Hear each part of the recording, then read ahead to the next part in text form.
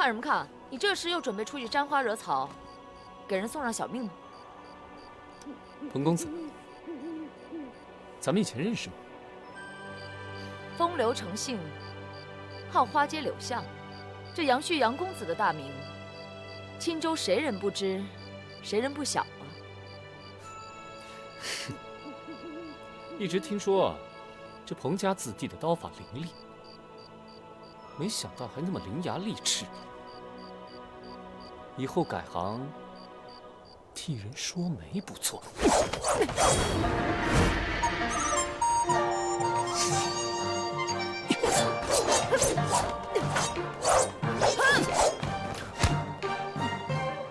这几日你就乖乖的在家待着，做你的缩头乌龟吧。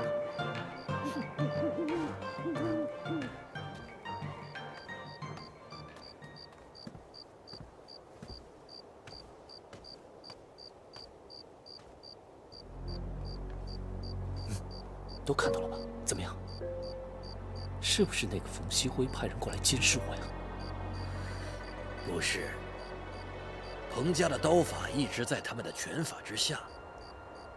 他刚跟你过招时，力量不够啊，完全靠着敏捷和柔韧来补，又像，又不完全像是彭家的作风。我看了看他的身形，全明白了。他不是彭公子，是彭姑娘。老家伙不错呀，宝刀未老啊！你个兔崽子！彭公子，我只不过是去茶馆散散心，你不用这么尽职敬业。你这是要做什么苟且之事，非要避着人呢？那我去澡堂子，你也跟着去？我自然也要跟去啊。那太好了，咱们是生死之交，得坦诚相待嘛。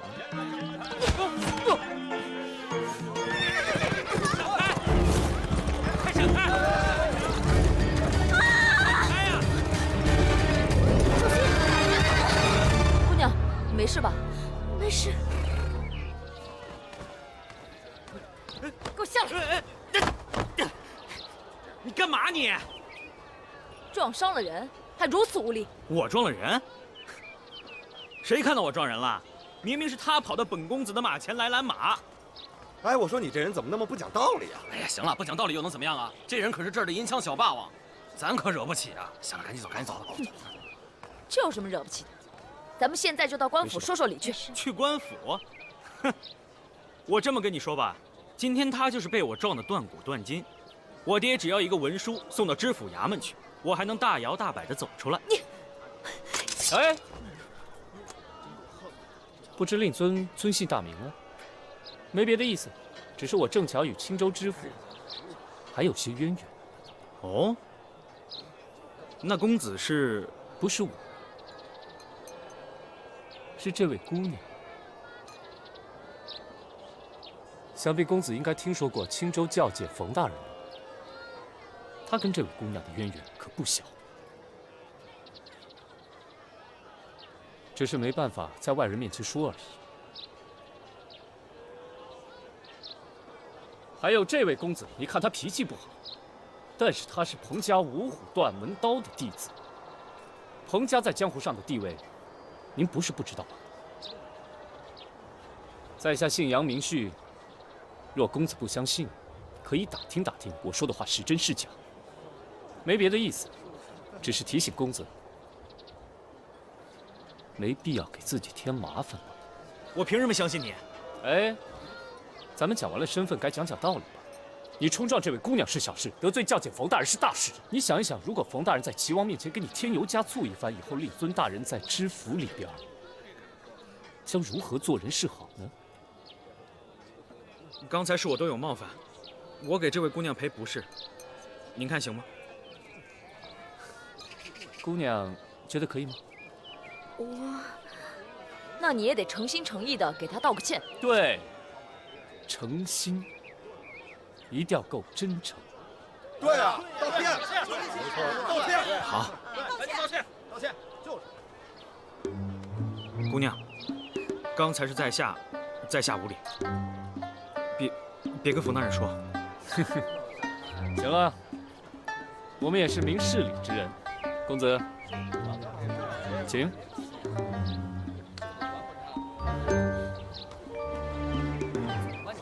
没事了，你去吧。谢谢两位公子。千万不要谢我哦！谁打算要谢你了？你这是骗来的胜利。我们侠义之人讲究的是堂堂正正。堂堂正正？那你打算怎么办呢？直接动手把他打一顿？你靠着彭家背景自然没事，但你要那姑娘以后怎么办？人家会放过她吗？你能保护她一辈子吗？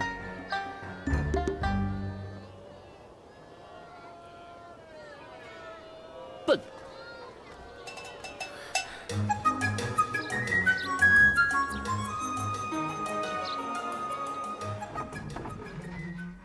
大人请。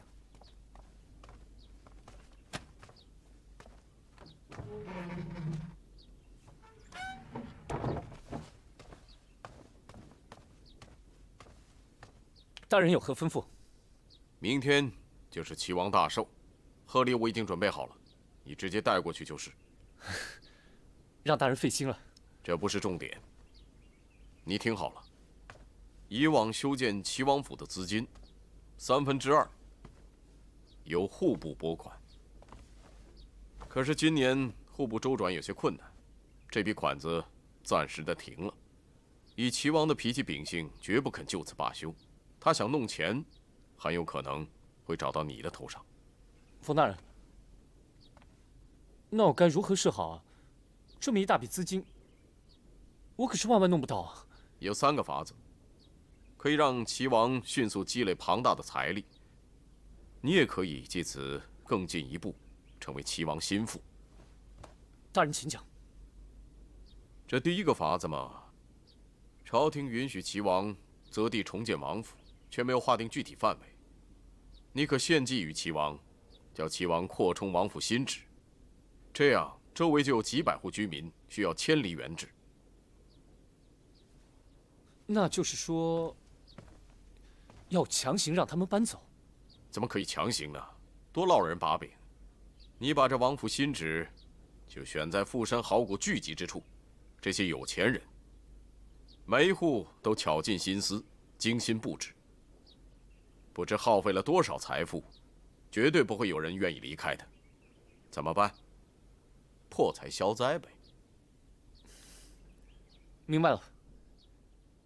就是说，用他们自己的钱，把自己的房子赎回来。嗯。这样一来，齐王的名声可算是臭到家了。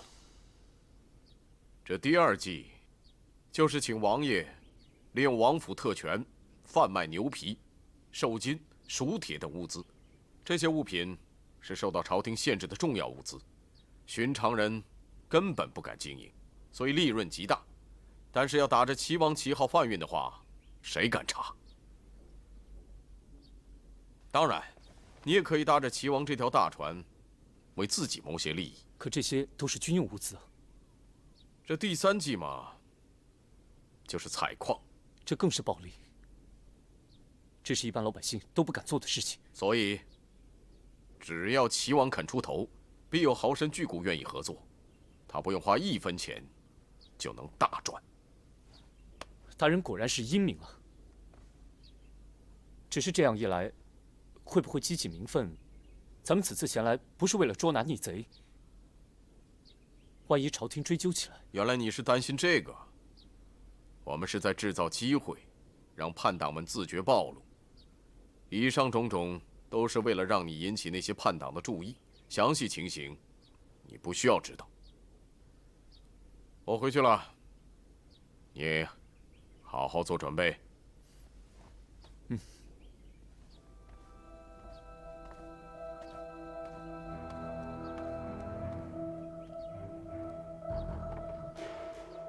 准备什么呀？准备玩火啊？冯锡辉这3条建议，我越想越有问题。你说齐王他这个造反的事儿还没有定论呢，就这么着急把帽子给人家扣上了，那万一是冤枉人了怎么办？我问你啊，失事的锦衣卫要怎么做才能让自己重新出现在皇帝面前？除非是天下大乱。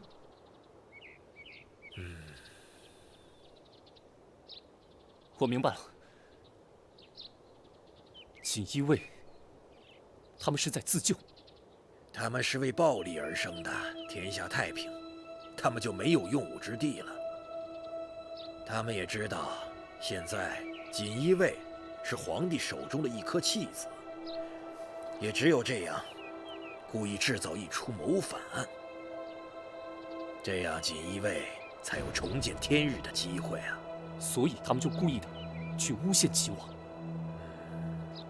老爹，这次我一定不能听他们的。大人里边请啊！好。哟，刘大人，您也来赏花了？里边请，里边请。大人您请。大人里边请。大人请。哎，这边请，里边请大人。这还看人下菜啊？路上辛苦了。是嫌你送的不够多，不让进？这点你放心好了。谢谢您赏光来。里边请，里边请。这冯大人准备的贺礼，大人这边请。是绝对不会错的。哟，杨公子，杨公子来了，王爷已静候多时，请公子随我去见王爷。好，请。哎，公子的下人还不能跟来。那就这样吧，小胖，你呢去找个地方喝茶凉快一会儿，等我跟王爷我们两个叙旧之后，再过来找你。啊？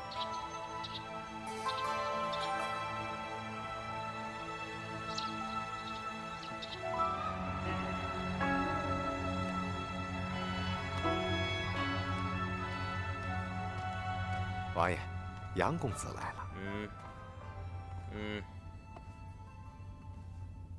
门下杨旭参见王爷。免了，杨旭啊，本王这次叫你来，是想让你想想办法，我怎么样才能立刻赚一大笔钱？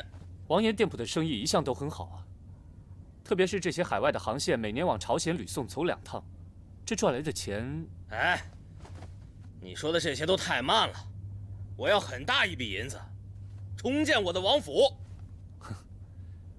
可是这王爷每年的俸禄，再加上这些店铺的收益和朝廷每年的拨款，便足以支撑。